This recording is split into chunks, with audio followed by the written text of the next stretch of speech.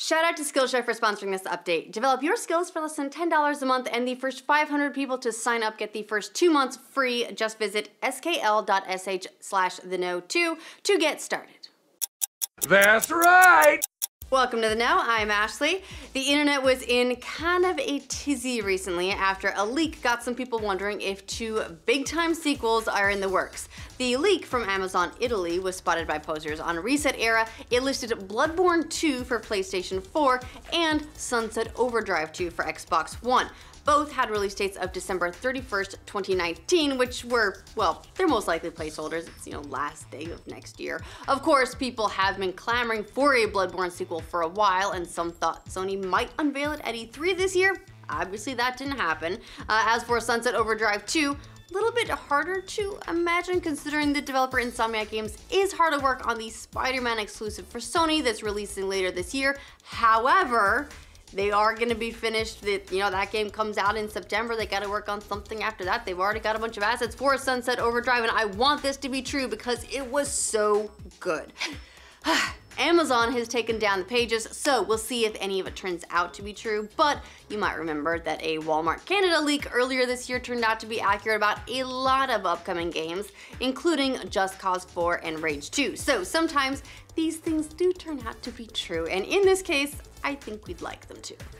We're getting some more details about how multiplayer will work in the upcoming Fallout 76. Looks like the developers are taking steps to eliminate griefing of low-ranked players by making it so that players under level 5 can't be killed in PvP. In an interview with the Italian site Multiplayer, Bethesda's Todd Howard says this feature could change before release, and he also added that fast travel will be part of the game as well. Howard also said there won't be vehicles or mounts in the game, and if you don't want to take part in PvP, don't worry, it is optional, so you don't have to. Fallout 76 releases November 14th for PC, PlayStation 4, and Xbox One. If you want to get a better look at the game before deciding whether you want to actually commit, they are doing a beta for Xbox One, followed by PC and PS4, although maybe a little bit tricksy. I think you do have to pre-order the game to get it, so, tricksy. Now, we all know there won't be a single-player campaign in the upcoming Call of Duty Black Ops 4, but maybe it's going to be returning for the next Call of Duty game. That's what it sounds like, according to a job posting that was recently discovered. The listing is with Infinity Ward, the developer that founded the Call of Duty franchise, and the studio that's probably going to be making the next game in the series, based on tradition. And according to the listing, Infinity Ward wants a narrative scripter for an upcoming next-gen game. Also says the developer is looking for someone with a broad understanding of both multiplayer and single-player game design, which seems like a definite clue that single player is coming back to Call of Duty. First things first though, Black Ops 4 releases on October 12th for PC, Xbox One, and PlayStation 4. It took about a week, but the Playground mode is finally back in Fortnite for those of you who have been waiting for it. Late last night, developer Epic Games posted in the game's subreddit that they'd finished deploying servers containing improved matchmaking changes. You might remember, Epic rolled out the new mode, like a week ago, but almost immediately took it back down because of matchmaking problems and other issues. The new mode allows players to do whatever they want for an hour before the fighting begins, so expect lots and lots of fort building. Epic added that they'll release an in-depth and detailed postmortem in the near future to go over the obstacles that we encountered during the process of trying to enable this limited time mode. But hey, at least the mode is available now, better a week late than never, and just in time for July 4th so people can spend their holiday playing games instead of lighting off fireworks. It looks like the publisher of Red Dead Redemption 2 is trying to manage some expectations for how well their upcoming game is going to sell. Take-Two CEO Strauss Zelnick told GamesIndustry.biz that it's unrealistic to think the game will sell as well as one of their more popular games, Grand Theft Auto 5, one of the best-selling games of all time. Zelnick said, "It's hard to expect anything to perform as well as the most profitable entertainment product of all time. I don't think that's a realistic expectation. Our hope and also belief is that Red Dead Redemption 2 will be an extraordinary creative product and that it will do incredibly well." Look, he's not wrong. GTA 5 is now approaching, what, 100 million units sold since it was released in 2013. It's one of the best-selling games of all time. It did like $1 billion in its first 2 days. I mean, come on, that's a lot. And GTA Online just keeps printing money. As for Red Dead Redemption 2, the game releases October 26th for PlayStation 4 and Xbox One. maybe PC. No one's really talking about that yet, but every now and again you see PC in one of the ratings that comes around. So we'll see, maybe just not a release at the same time. Oh, and speaking of Grand Theft Auto, some GTA Online players were noticing a pop-up in the game saying that GTA 6 is coming next year, but Rockstar said in a tweet, it's just a hoax made with mods, not an official statement. So if you got one of those, it was not official, just so you know. The remastered Crash Bandicoot Insane Trilogy was a surprise hit when it released last year on PlayStation 4. It was moving tons of units, particularly in the UK where it topped charts for several weeks. Now it's back on the top of the sales charts again in the UK. That's because it's now out on Xbox One, PC, and Switch after what looks like a timed exclusivity period for PlayStation 4. This is now the 8th time the game's topped the UK charts. It even did better than the newly released open world racer The Crew 2. So that's saying something. The best-selling version of Crash was on Xbox One, but it was also really strong on Switch. Xbox One only beat the Switch edition by 250 copies, so real close race there. We might have a release date for the Shenmue 1 and 2 combo package thanks to a leak. Sega announced earlier this year that the much-loved Dreamcast games will be released together in a package for PC, PlayStation, and Xbox. And according to an Australian Microsoft Store listing, they're coming out next month. Well, in Australia anyway. The page gives a date for August 20th as a release date in that region. As for the rest of the world, well, we don't really know yet. Over on the American Microsoft Store page, there's still just a date of December 31st, 2018.